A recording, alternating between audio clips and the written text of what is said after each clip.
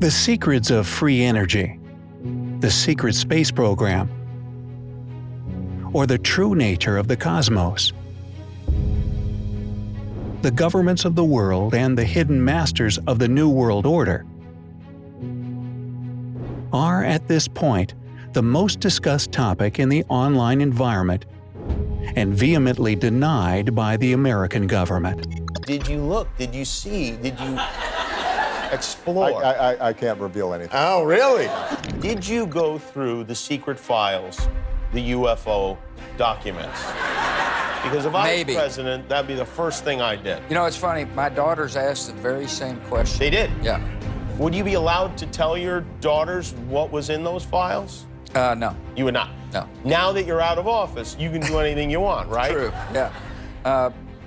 But I'm not telling you. It makes it increasingly less likely that we're alone. Oh, you're trying to give me a hint that there are aliens.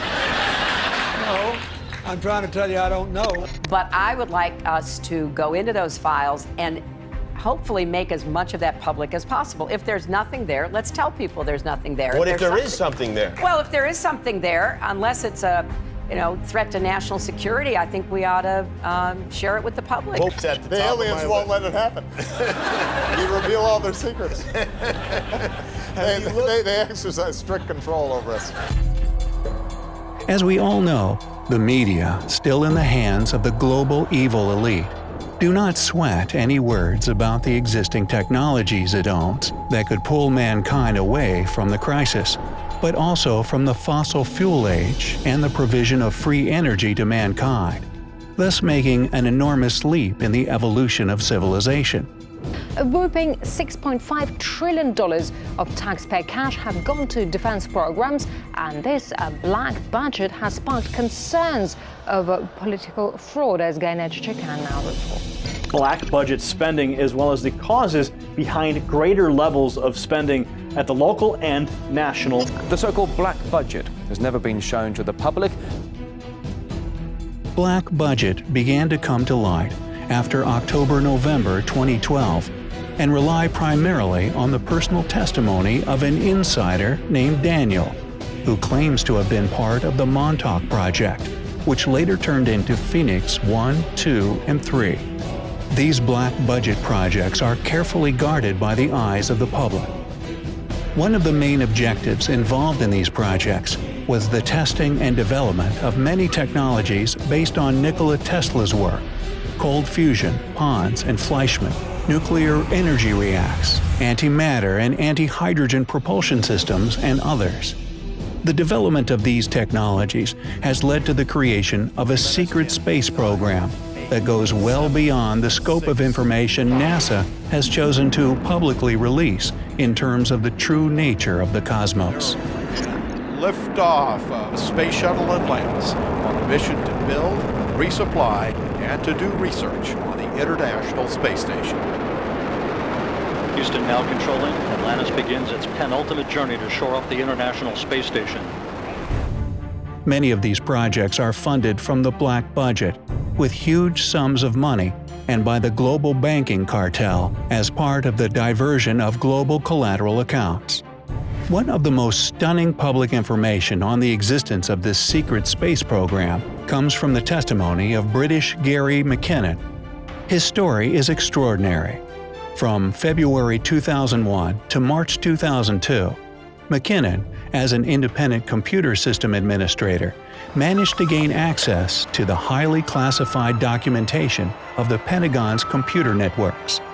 The U.S. government claims that McKinnon violated the operating law in the Defense Ministry's IT system, which posed a threat to national security.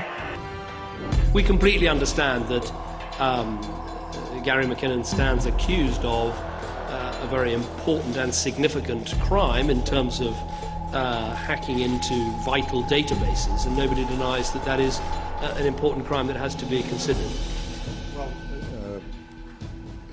one of the things that David and I discussed was the increasing challenge that we're going to face as a consequence of the internet and the need for us to cooperate extensively on issues of cybersecurity. The first thing was documentation. I used a program called Land Search, I think, that once you had control over the domain, because you'd get control of domain controllers, so you own the whole network, basically. And LAN search could actually search all the files and folders on every machine.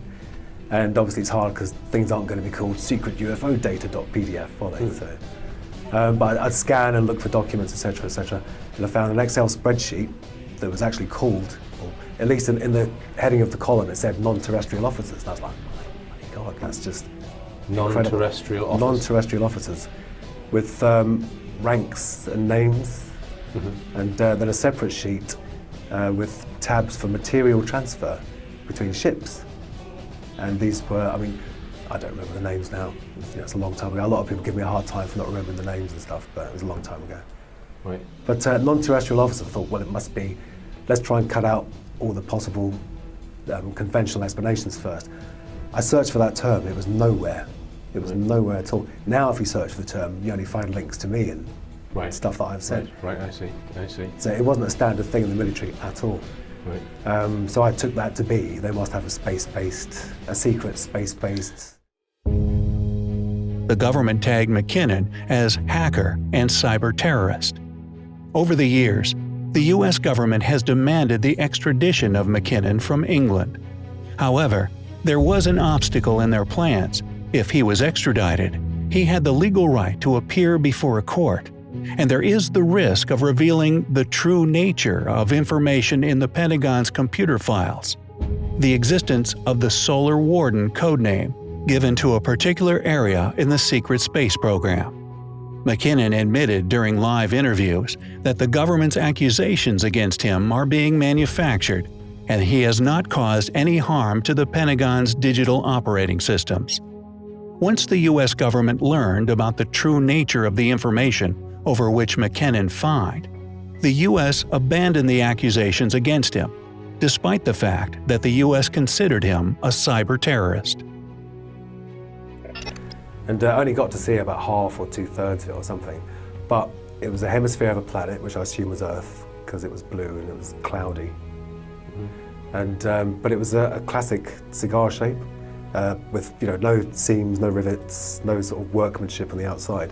But it did have one sort of human-looking thing, which was the sort of geodesic domes that you see at Men with Hell. Above and below, to the left and the right, and one on its nose, and I assume, one on this side, and I assume one on the other side as well. So I mean, some people say that could have been man-made because of that geodesic dome feature. But the fact of it all flowed in. There was no, there's the tube, and there's a socket for the dome.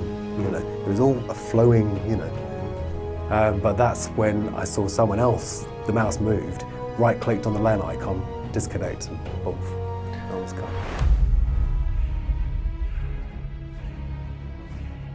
If these black-budget technologies were released in the world and properly funded, in a generation or even less, we would see the complete end of fossil fuels, oil, coal, natural gas, and even nuclear energy that would be replaced by Tesla electromagnetism, anti-gravity and anti-hydrogen systems, and much more. This would remove national boundaries and limits and eliminate the need for control structures of any kind, including governments. We also enter a new era of travel in the universe, through which we as human beings move beyond the planetary boundaries and our solar system. To seek out new life forms and new civilizations. To boldly go where no one has gone. Exchange technology and experience with the civilizations of the universe. But when it is considered that the ramifications of these things, for those who hold power today in this world, secret societies, bankers, fossil fuel companies, etc., become dangerous for their control over the planet, they will go very far in their actions. Oh my God, For that these technologies are never made available to the public, and disclosure of the true nature of the cosmos is a well-guarded secret. McKinnon was charged by the Bush administration for having committed the biggest military computer hack of all time, facing prison time up to 70 years after extradition from the UK. In March of 2002, I was arrested for hacking into Army, Navy, and Air Force computers, as well as the Pentagon and NASA. The arresting officers from the National High-Tech Crime Unit, which is now part of SOCA, the Serious Organized Crime Agency, told me that I'd probably do 6 months community service. This turned out to be a highly inaccurate prediction. My arresting officers went to Washington and met with some top brass to discuss my case, and also to illegally hand over my hard drive to US authorities, which they're still in possession of. The police officers were obviously very impressed by the military officers they'd met, because when they returned from Washington and interviewed me for the second time, they had a very serious tone about them. It was a very different ball game by then. The second interview was in the summer of 2002, in August, I think. And in November of the same year, the US authorities announced that they intended to extradite me to stand trial in America. And on paper, at least, I was facing 70 years in jail, which was a far cry from 6 months community service.